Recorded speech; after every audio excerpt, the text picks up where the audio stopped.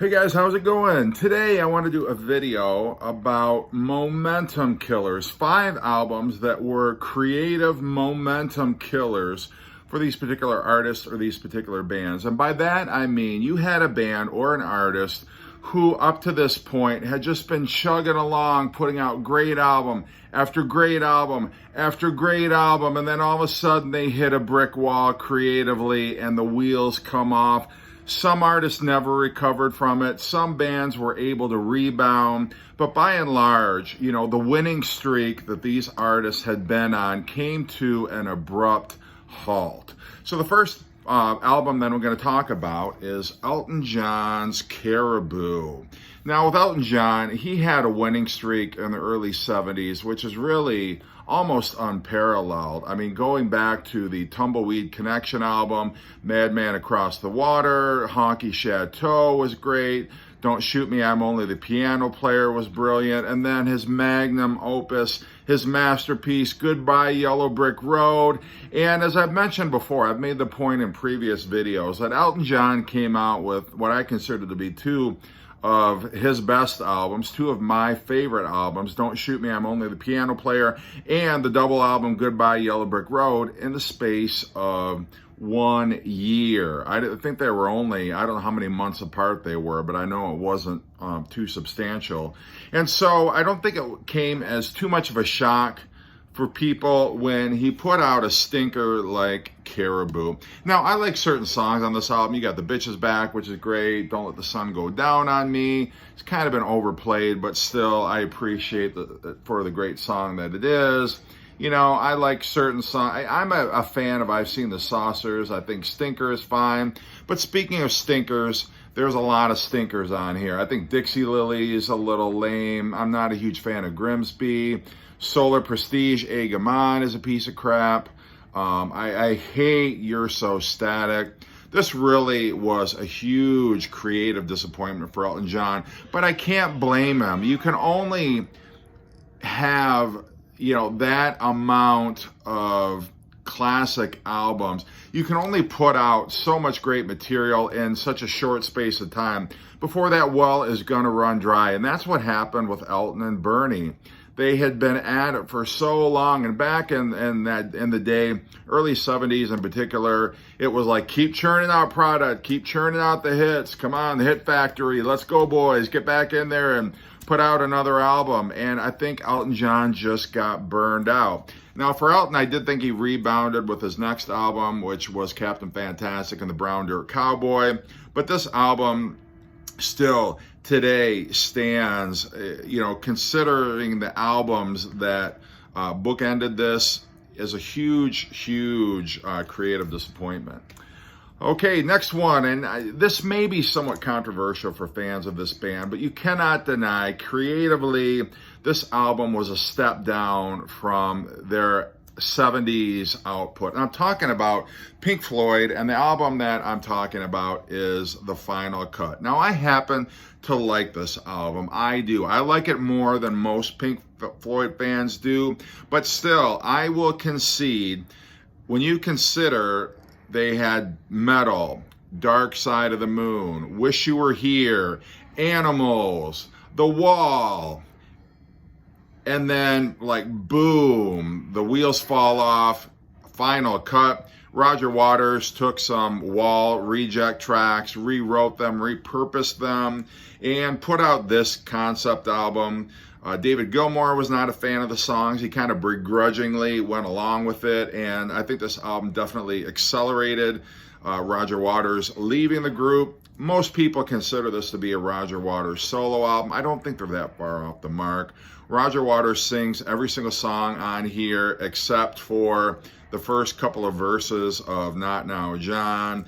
His stamp is all over this album. Finally, he had gone a little bit too far, and it was no longer a band album. But creatively, it just doesn't hold up to The Wall. It doesn't hold up to Animals. It doesn't hold up to any of those 70s albums.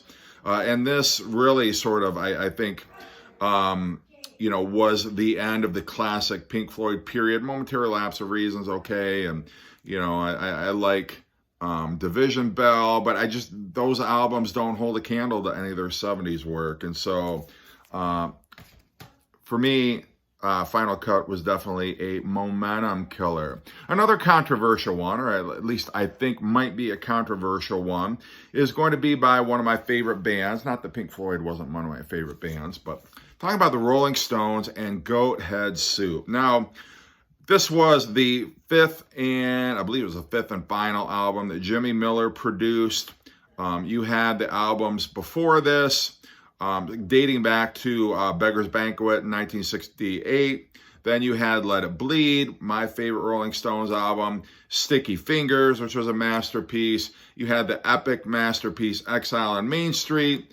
And then I think the same idea as Elton John is eventually that streak is going to break. You can't keep up that level of excellence for too long, especially in such a short period of time where they were expected to churn out an album every single year.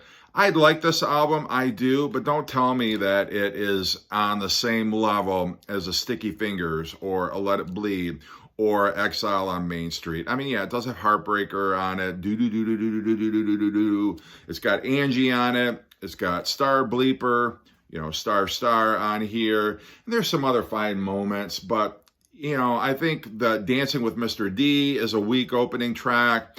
100 Years Ago is also, I think, equally underwhelming. There's just moments on here where I just get bored. I think it's not a bad album, but I think it just killed the Rolling Stones' momentum. Then they decided to produce the next album themselves as the Glimmer Twins, Keith and Mick did. It's Only Rock and Roll. But I think that era of the Rolling Stones putting out excellent album after excellent album after excellent album ended when this album came out. You just don't have a string of awesome Rolling Stones albums after their early 70s Jimmy Miller stuff. You had pockets of it. You had, I think Tattoo You's a great album. I think Some Girls is fine. I love Voodoo Lounge. But the Rolling Stones winning streak really ended with this album. My number 4 is going to be a band that I think also had a flawless string of albums in the 70s, and then the 80s hit, and it's a new decade. There's a new style of music that is taking over the airwaves, growing in popularity, new wave, synth pop, whatever you want to call it, but this was such an abrupt shift in fortunes for the band Queen, who the albums before this, you had the excellent The Game, one of my favorite Queen albums. You had Jazz. You had a Day at the Races, A Night at the Opera, all those classic 70s albums. And that momentum just hit a screeching halt with Hot Space. Now, this is another album. I don't dislike this as much as some other Queen fans. But Queen definitely went off the rails. I think Freddie Mercury had been spending a little too much time clubbing and absorbing some of that disco, electronic, new wave, synth pop stuff that was being played in the clubs and to some extent on the radio, and decided that this was going to be Queen kind of putting their toe into those waters. I've made a point on other videos that I don't think Queen performs badly on here. It's just a style unsuited to Queen. It's not a good look for Queen. I think some of the songs are competently performed. It does have Under Pressure on here with David Bowie. That's kind of the saving grace for most people. But by and large, it just doesn't fit for Queen. Don't hate this album, but I think that it was most definitely a momentum killer for Queen. And then the last album that I'm going to pick, and I'm a bigger fan of this band than most people I know, and they had a string of albums in the 80s that were classic. They entered a new decade, and they came out with one of their most innovative, exciting albums ever. And then the follow-up to that album was, I think, baffling to people and very creatively disappointing. And I'm talking about U2, and the album that I'm talking about is Zooropa. Now, U2's early albums, you can talk about Boy, you can talk about October, War.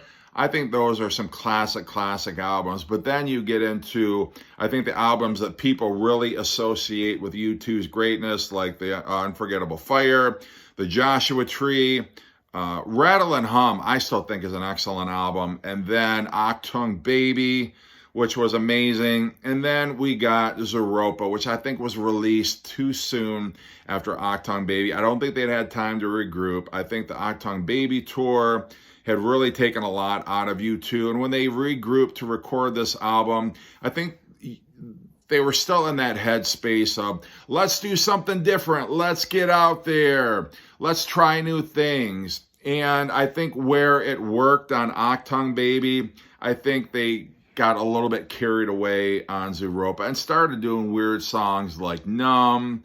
The Soul Experiment Lemon is fine, but you've got kind of uninspired stuff like Stay on here. Daddy's Gonna Pay for Your Crash Car. I think the Johnny Cash collaboration, The Wanderer, is fine. But this, I don't think you're going to find any U2 fan that disagrees that this album killed the momentum that U2 had built up, the goodwill that they'd built up, and I don't think U2 ever recovered. They did have All That You Can't Leave Behind. I'm not a huge fan of that one. I mean, I get it. It's better than Pop, which was the album that I think they doubled down on the experimental electronica stuff from this album. But then I think U2 has just never put out an album that has moved me or that I've connected with as much as those albums from the 80s and Achtung Baby. So anyway, let me know what you think. You know, I know there are going to be people who say, I love those albums, they're great. But for me, they just killed the momentum of those bands. And I'm not necessarily saying it was even the fault of those bands. Like I mentioned when talking about the albums, I think there were pressures brought to bear on those bands and those artists, record company, fans, whoever. And I think, you know, for whatever reason, the albums just did not do well. So anyway, I'm rambling right now. I realize that. But anyway, hope you've enjoyed the video. Let me know some that you would pick. One that came to mind that I did not include, call it an honorable mention if you will, but maybe No Code by Pearl Jam, after you had that string of great albums to start off their career. So anyway, hope you're doing well and take care.